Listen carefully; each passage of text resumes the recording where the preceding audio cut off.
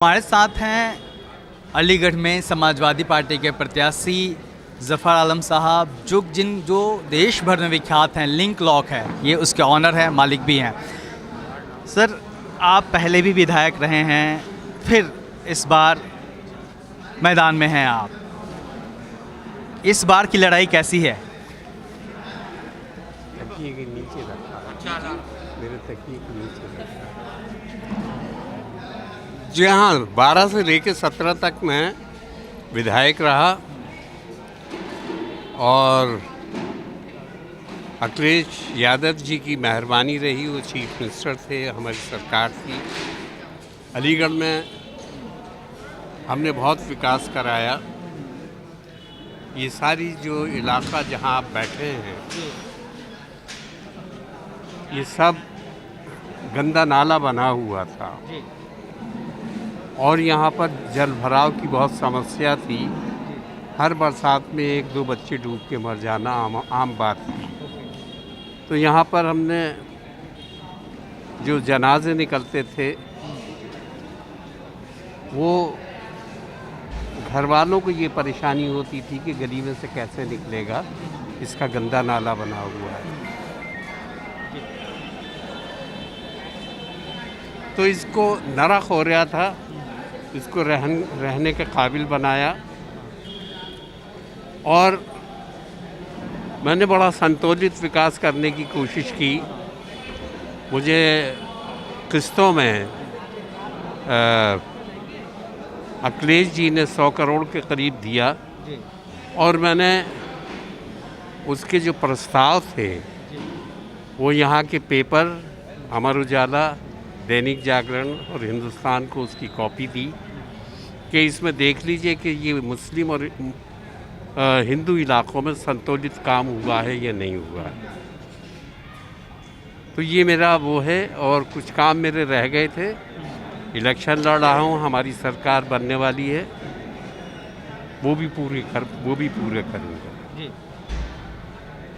तो इस बार की जो लड़ाई है ये 2017 से किस तरीके से अलग है? 2017 में भाजपा ने सभी सीटों पे कब्जा किया था। इस बार आपको क्या लगता है कि क्या बदलने वाला है और क्यों बदलेगा? देखिए, मैं आपको एक ये चीज़ बता दूं कि ये नफ़रत और गुस्सा जो है, ये आदमी के जहन में बहुत देर तक रुक नहीं सकता दिमाग में। अगर ये बहुत देर तक रुक जाए तो उसे पागल कर देता है। तो जो 17 की बात थी, 22 में उसमें बड़ी चेंजेस देखने में आ रही हैं। ख़ास तौर से हमारा जो हिंदू समाज दलित था, जाटव था, कोरी था, प्रजापति था और छोटी जातियां जो थीं, वो बहुत असंतुष्ट हैं और इस सरकार को बदलना चाहती हैं। पूरा दम लगाए हुए हमारे साथ आन के खड़ी हो गई हैं, जो 17 में नहीं थी। प्रदेश की राजनीति की बात करें हम, तो प्रदेश की राजनीति में आप अपने समाजवादी पार्टी को कहाँ खड़ा पाते हैं चुनाव के बाद? देखिए, ये बात सबको मालूम है, पूरे प्रदेश को मालूम है, पूरे हिंदुस्तान को मालूम है कि उत्तर प्रदेश के अंदर अगर कोई पार्टी बीजेपी को हटा सकती है, परिवर्तन ला सकती है, तो समाजवादी पार्टी है। इसमें किसी को कोई शुबे की गुंजाइश नहीं।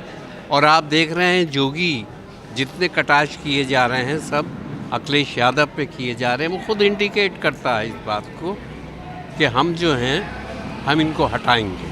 मुसलमानों से इतनी नफरत क्यों करती है भाजपा? जी, मुसलमानों से इतनी नफरत क्यों करती है भाजपा? मेरा ख्याल है कि ये जो नफ़रत है, ये सियासत का हिस्सा है। उनकी इस नफ़रत में उनका वो समझते हैं कि हमने शॉर्टकट से हिंदुस्तान पे काबू पा लिया, ये नफ़रतें फैला के। लेकिन जैसे मैंने अभी ये कहा कि ये गुस्सा जो है और नफ़रत जो है, ये बहुत देर तक अगर इंसान के दिमाग में रह जाए तो उसे पागल कर देगी। वो उतर रहा है जी। क्यों उतर रहा है? उसकी वजह क्या है? उसकी वजह ये है कि समय के साथ साथ इनके जो झूठे वायदे थे वो एक के बाद एक सामने आ रहे हैं। देश की पूरी संपत्ति जो हमने 70 साल में बनाई थी, एक एक करके उसे बेच दिया गया, लीज आउट कर दिया गया। हवाई अड्डे हमारे थे, एयरलाइंस थी हमारी, माइंस थी हमारी, और बड़े बड़े कारखाने थे। और ये सब जो किया है, इसका असर ये भी हुआ कि दलित समाज जिसका रिजर्वेशन था, वो जब तक सरकारी कब्ज़े में था, सरकार का था, उस वक्त तक तो रिजर्वेशन था। प्राइवेट होने के बाद आप भी जानते हैं कि नहीं होता, तो उनका जो आरक्षण है वो ऑटोमेटिकली ख़त्म हो गया। मुसलमानों के सामने सबसे बड़ी चुनौती क्या है उत्तर प्रदेश में और देश में आज के वक्त में, और मुश्किलें क्या हैं?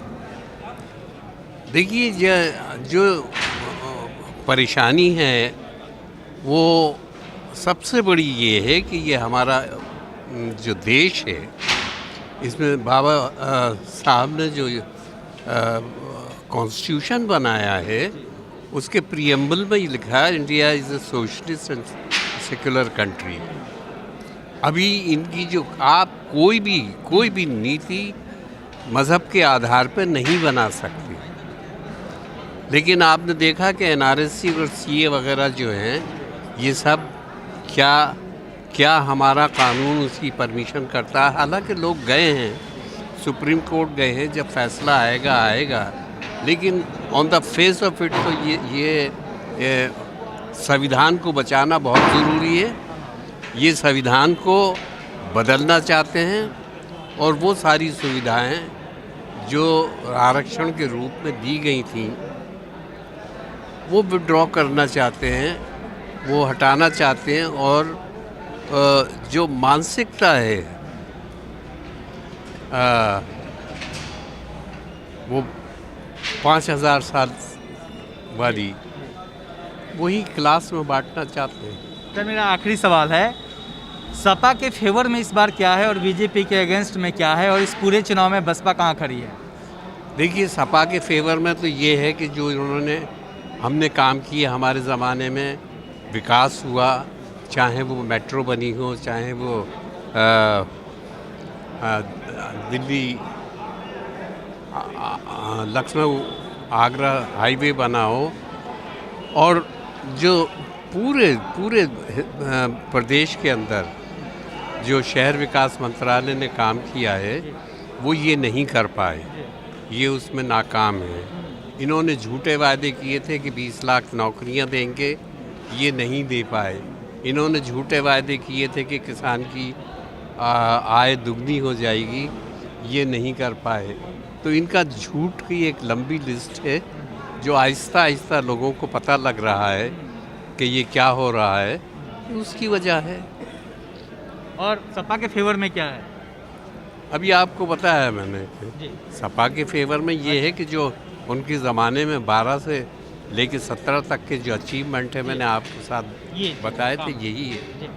हाँ, तो निश्चित तौर पे जफ़र साहब थे और एक मिसाल कायम की है इन्होंने जब ये एमएलए थे, और शायद ही कोई ऐसा विधायक एमएलए या फिर एमपी जीत के आता है जो अपने काम करने के बाद अखबारों को यह बताता हो कि आप खुद देख लीजिए कि इसमें कोई बायसनेस है कि नहीं। इस मामले में इन्होंने इतिहास रचा है और पूरे समाज को साथ लेके चलने की बात करते हैं। अलीगढ़ में आप उनके कार्यालय पे लोगों के हुजूम से ये समझ सकते हैं कि इनके पक्ष में कि इनकी स्थिति इस सीट पर काफ़ी मजबूत है।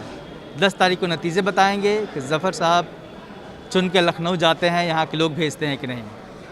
देखते रहिए दिल्ली दस्तक। जय हिंद।